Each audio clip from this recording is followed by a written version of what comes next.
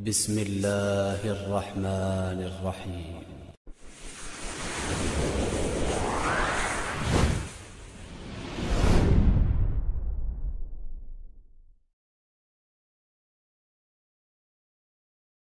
لبيك اللهم لبيك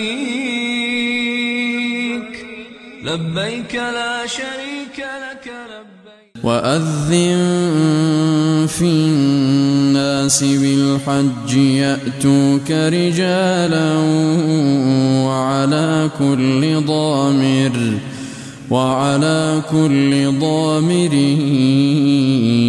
يأتين من كل فج عميق ليشهدوا منافع لهم ويذكروا اسم الله في أيام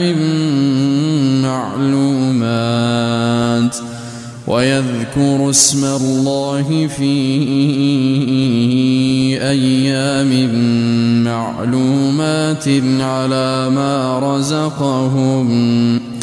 على ما رزقهم من بهيمة الأنعام فكلوا منها وأطعموا البائس الفقير ثم ليقضوا تفثهم وليوفوا نذورهم وليطوفوا بالبيت العتيق. لبيك اللهم لبيك لا شريك لك لبيك إن الحمد والنعمة لك والملك لا شريك لك. لبيك حجا حقا تعبدا ورقا لبيك مرهوبا Il existe 3 types de hajj, connus sous le nom de nusuk. Chacun se distingue par une qualité et des obligations qui doivent impérativement être remplies pour que le hajj soit valable. Ces 3 nusuk sont At-Tamattu', Al-Qiran, Al-Ifrad. Le meilleur de ces 3 types étant le Tamattu', qui s'effectue en entrant en état de ihram avec l'intention d'accomplir une umra lors des mois du hajj. Ensuite, en achevant le tawaf, le sa'i et le raccourcissement des cheveux, le pèlerin quitte ainsi l'état de l'ihram. Or, le 8e jour du mois de Dhul Hijjah, il entame encore une fois l'ihram dans l'intention du hajj cette fois, à partir du lieu où il se trouve à ce moment-là. Il se dirige ensuite vers les lieux saints et accomplit le hajj. Il est tenu de faire un sacrifice ou, s'il n'en a pas les moyens, de jeûner 3 jours au cours du hajj et cette autre une fois rentré chez lui. Quant au hajj du type Qiran, il consiste à entamer le ihram en combinant les 2 intentions du hajj et de la umra ensemble, en se disant « Labbayka umratan wa hajjan ». Une fois arrivé à la Mecque, le pèlerin doit accomplir le tawaf al-qudum ainsi que le sa'i du hajj et de la umra, et ce tout en préservant son ihram sans jamais se désacraliser. Le 8e jour, il se dirige vers les lieux saints s'acquit des autres rites formés des 2 rites distincts, à savoir le hajj et la umra. Il doit offrir un sacrifice et si, faute de moyens, il n'y parvient pas, il devra jeûner 3 jours au cours du hajj et cette autre une fois rentré chez lui. Reste le hajj du type ifrad, lequel consiste à entrer en état de ihram avec l'unique intention d'accomplir le hajj. Arrivé à la Mecque, le pèlerin accomplit le tawaf, le sa'i et préserve son état de ihram jusqu'à la fin des rites. Il ne lui incombe pas de faire un sacrifice car il n'a pas combiné la umra au hajj. Le meilleur de ces types de hajj est le tamattu' suivi du qiran, puis enfin le ifrad.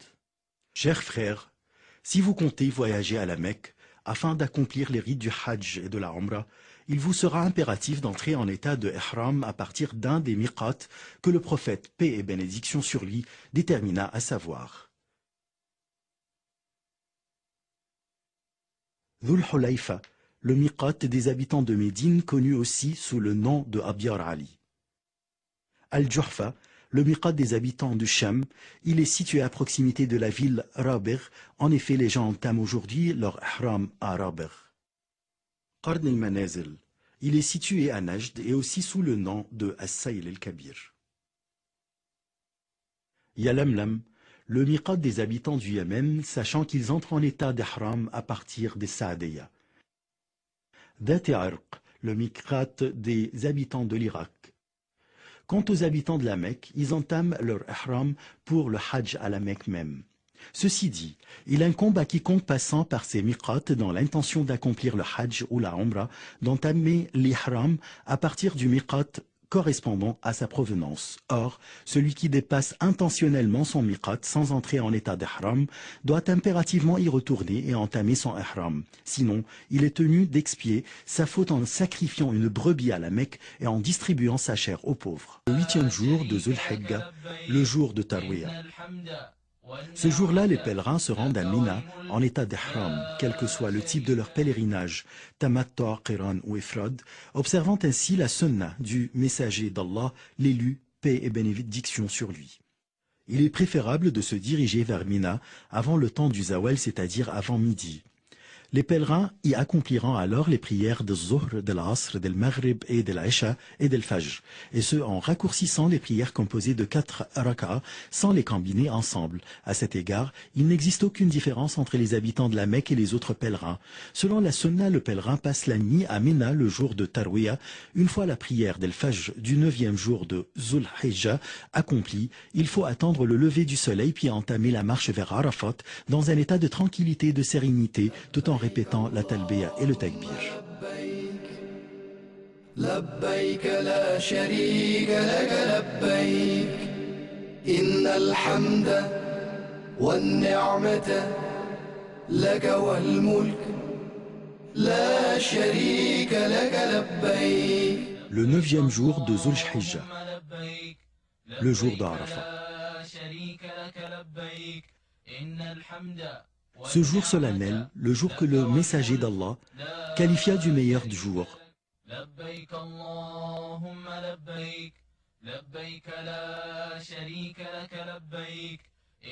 Les foules de pèlerins déferlent vers le mont Arafat et y stationnent depuis le lever du soleil jusqu'au crépuscule. Il est préconisé selon la sunna que le pèlerin fasse station à Namira si possible, sinon qu'il s'assure de stationner dans les limites de Arafat. D'ailleurs, il existe des signes et des panneaux indiqués ces limites. En effet, toute la région de Arafat est propre au stationnement. Ce jour éminent, tâchez, mon frère, de vous concentrer à répéter la talbiya et le dhikr, et de vous évertuer à faire des invocations en faveur de vous-même, de votre famille, de vos enfants et de l'ensemble de vos frères musulmans.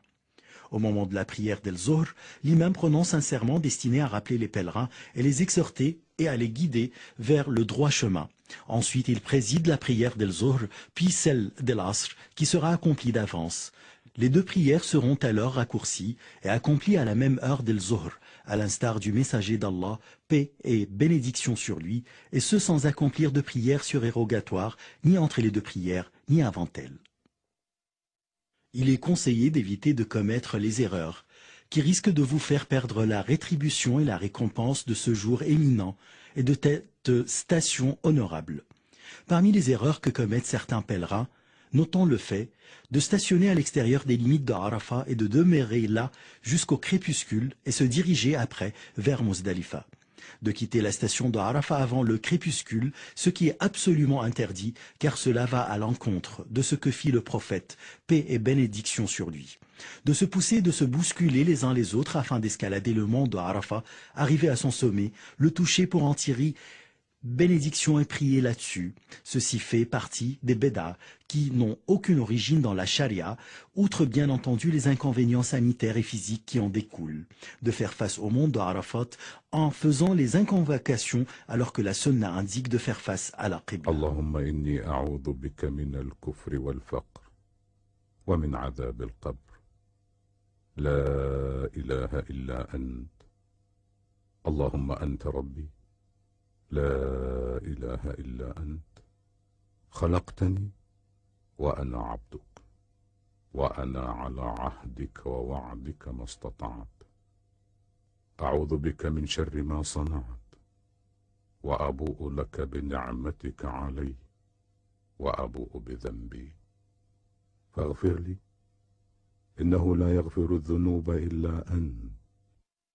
Après le coucher du soleil du 9e jour de Zul Hijja, Les groupes de pèlerins se dirigent, protégés par la bénédiction d'Allah, vers le Mesh'ar al-Haram ou al-Muzdalifa pour y faire la prière del Maghrib et del Aïcha, lesquelles seront alors raccourcies et accomplies ensemble dès l'arrivée à Muzdalifa, et ce après un seul adhan et 2 iqama. Les pèlerins y passeront la nuit tout en répétant la talbiya et en faisant les louanges à Allah, car il les a comblés de sa grâce et leur a accordé son bienfait de stationner sur le mont Arafat et assister à ce rassemblement solennel.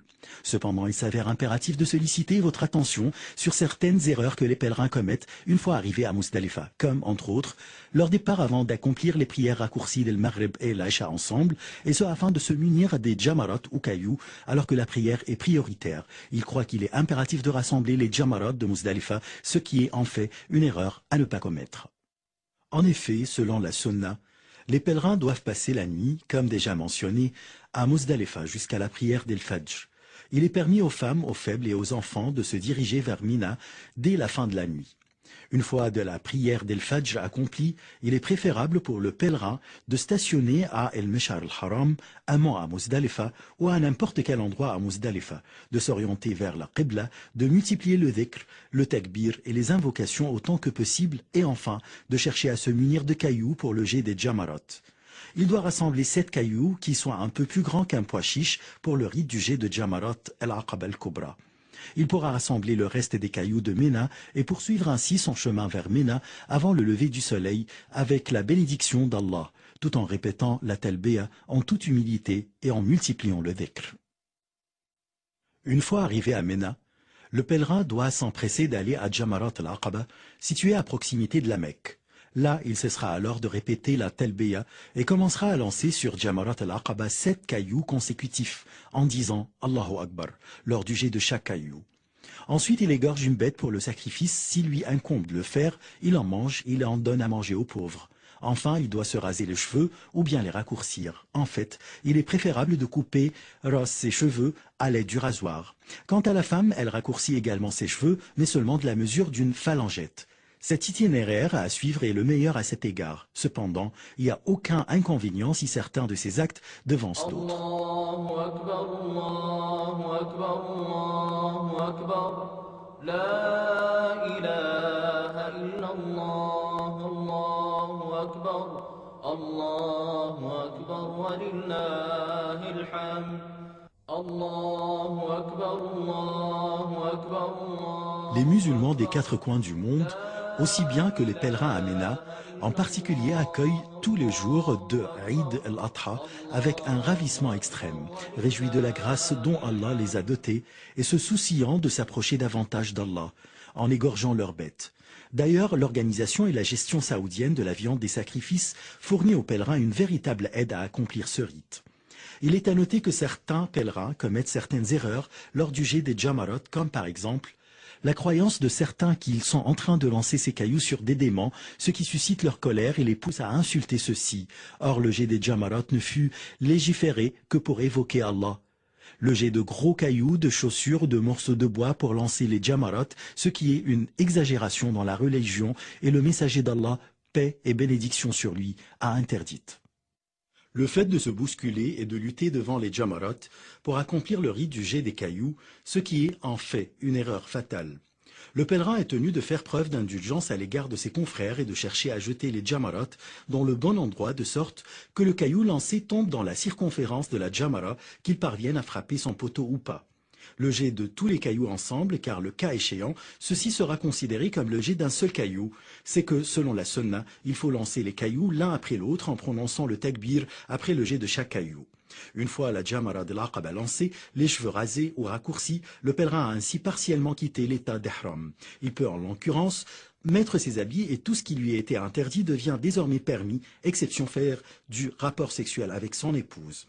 Enfin, le pèlerin se rend à la Mecque pour accomplir le tawaf d'El-Ifada, lequel est un pilier essentiel du Hajj, en l'absence duquel le Hajj ne sera pas accompli. Après ce tawaf, il entame le sa'i. Si son Hajj est du type tamattu ou si son Hajj est du type qiran ou ifrad, et qu'il n'avait pas encore accompli le sa'i lors de tawaf el-Qudum. Le cas échéant, le pèlerin doit entamer le sa'i tout en sachant qu'il est permis d'ajourner le tawaf d'El-Ifada après l'écoulement des jours de Ména et le retour à la Mecque une fois le jet des cailloux achevé. Après le tawaf et l'ifada, le jour de Nahr, tout ce qui était interdit aux pèlerins redevient désormais permis, y compris le rapport sexuel avec l'épouse. Il retourne ensuite à Mina pour y passer les 3 jours de Tashriq, à savoir la veille du 11, du 12 et du 13 de Zul Hijjah. Il peut même partir au bout de 2 nuits seulement, tel que l'indique le verset. Il incombe aux pèlerins de lancer les 3 jamarat au cours des jours qu'ils passent à Mina, tout en observant le takbir à chaque jet de caillou. Selon la sunna, il est préconisé aux pèlerins de se tenir debout après le jet de la jamara soghra et la jamara al-wusta, de faire face à la qibla, de lever les mains et de faire les invocations qu'ils désirent. Or, ceci ne s'applique pas au jet des cailloux de la jamara al-oula ou la jamara al-aqaba, suite auquel le pèlerin ne s'arrête pas pour faire des invocations. Quiconque désire partir au bout de 2 jours seulement est alors tenu de jeter les 3 jamarat le 12 de Zul Hijjah et de quitter Ména avant le coucher du soleil. Si le soleil se couche alors que le pèlerin est encore à Ména, il devra passer la veille du 13 de Zul Hijjah à Ména et achever le jet des jamarat le lendemain, c'est-à-dire le jour du 13, et ce à moins qu'il se soit déjà préparé à quitter tôt. Le cas échéant, il pourra partir sans passer la nuit à Ména. Avec le retour à la Mecque, encore une fois, pour faire le tawaf autour de la Kaaba, le séjour arrive à sa fin, lorsque les délégations de pèlerins achèvent leur rite en observant tous les piliers, les devoirs et les obligations prescrits à cet égard. Le tawaf del wada' est alors la dernière étape du Hajj, se pliant ainsi à l'ordre du messager d'Allah, paix et bénédiction sur lui, qui dit à ce sujet « La yanfiranna ahadukum hatta yakuna akhira ahdihi bil bayt ». Le tawaf el-wada' est le dernier rite du Hajj que le pèlerin doit observer juste avant de regagner son pays. Personne n'est exempt de ce rite, sauf la femme en période de menstrue ou de lochi.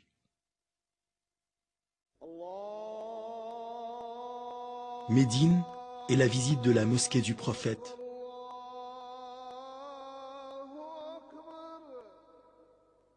Nous nous rendons à Médine, la ville où le prophète, paix et bénédiction sur lui, immigra et fut enterré pour visiter sa mosquée, laquelle est une des 3 mosquées indiquées dans son hadith où il dit « Ne partez pas en voyage pour visiter des mosquées, à l'exception de ces 3, la mosquée sacrée, ma mosquée que voici et la mosquée d'Al-Aqsa. »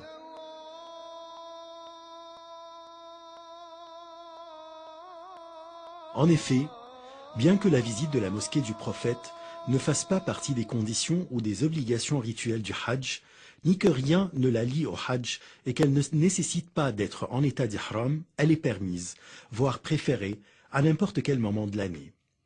Étant donné qu'Allah a facilité aux pèlerins d'avoir accès au pays abritant les 2 saintes mosquées, il est préconisé, selon la sunna, de visiter Médine afin d'accomplir la prière dans la mosquée du prophète, une prière qui vaut mieux que 1000 prières dans toute autre mosquée, hormis Al-Masjid al-Haram, où la prière vaut mieux que 100 000 prières dans toute autre mosquée. Ensuite, le pèlerin peut saluer le messager d'Allah, paix et bénédiction sur lui. Une fois arrivé chez visiteur à la mosquée du prophète, entrez d'abord du pied droit, commencez par la basmala et la prière pour le prophète, paix et bénédiction sur lui, puis implorez Allah de vous ouvrir les portes de sa miséricorde en disant « Bismillah wa salatu wa salamu ala rasoulih, a'udhu billahi al-azim wa wajhihi al-karim wa sultanihi al-azim min ash-shaytan ar-rajim, Allahumma aftah li abwaba rahmatik ». D'ailleurs, il est également préconisé de dire cette invocation en entrant dans toute autre mosquée. Une fois entré à la mosquée, accomplissez les 2 rak'ahs de la prière de la salutation de la mosquée. Il est préférable d'accomplir cette prière dans Ar-Radwa. Sinon, vous pouvez l'accomplir à n'importe quel endroit dans la mosquée. Ensuite, dirigez-vous, chers visiteurs, vers le tombeau du prophète, paix et bénédiction sur lui. Tenez-vous debout devant lui et commencez par cette salutation en disant avec bienséance et à mi-voix « Assalamu alayka ayyuhan nabiyyu wa rahmatullahi wa barakatuh. Allahumma atihi al-wasilata wal-fadila wa ba'athu Allahu al-maqam al-mahmoud alladhi wa'adtah. Allahumma ajzihi an ummatih afdala jaza'. » Ensuite, tournez-vous un peu vers la droite pour vous tenir devant le tombeau de Abu Bakr as-Siddiq, saluez-le et implorez Allah de lui accorder sa miséricorde, son pardon et son agrément.